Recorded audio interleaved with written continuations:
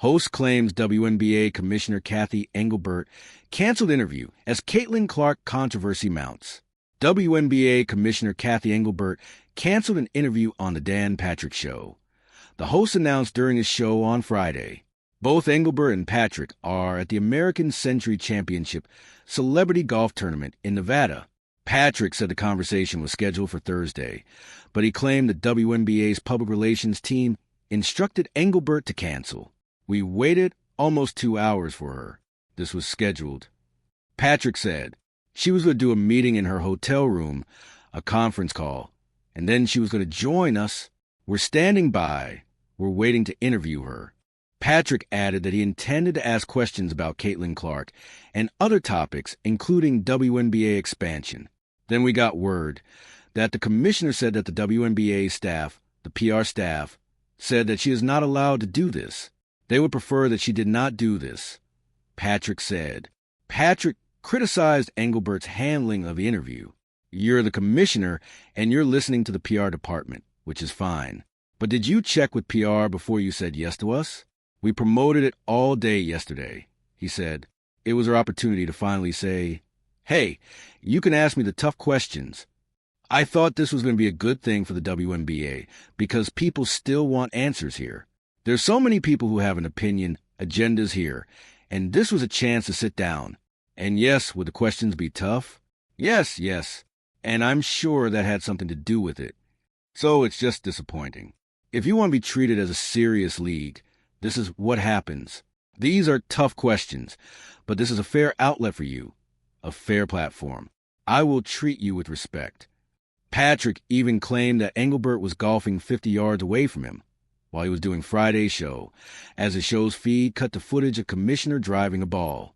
Patrick previously claimed on his show that after Clark was punched in the throat by Phoenix Mercury star Alyssa Thomas, his producers reached out to the WNBA for a statement on June 25th and never received a response.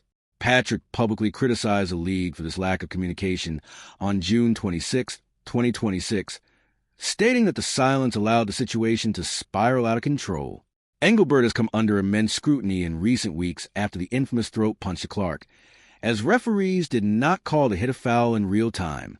While Thomas was dealt a one-game suspension after the play was reviewed and upgraded to a flagrant one, the league never publicly addressed a hit on Clark or a growing history of questionable hard contact on the star since she came into the league in 2024. Instead, the WNBA put out a statement in defense of Thomas after she allegedly received backlash online. "The safety and well-being of everyone in our community is always the league's top priority. We are aware of Alyssa Thomas's comments, and what she and her teammates have experienced is completely unacceptable and not representative of the WNBA community. The league and our security team have been in contact with the Phoenix Mercury organization and remain committed to protecting all players," the statement read. Clark then finished 11th in the peer-voted portion of the 2026 WNBA All-Star balloting, despite ranking in the top 5 league-wide in both points and assists. This sparked major controversy, with WNBA legend Candace Parker publicly criticizing players for disrespecting Clark. "When I sat down, as much as I did not like Diana Taurasi, there ain't no way I'm not going to write her as an all-star," Parker said.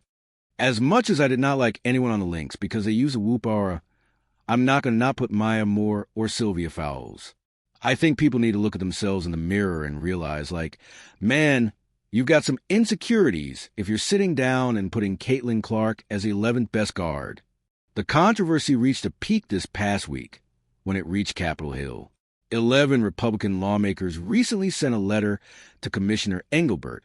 They demanded accountability for the physical hostility directed at Clark. They even suggested federal agencies like the Department of Justice investigate the league for creating a hostile work environment.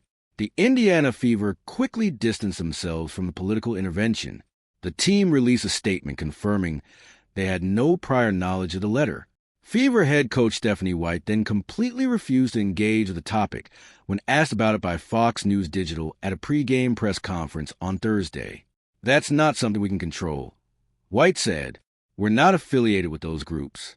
We try to keep the main thing and focus on the things we can control.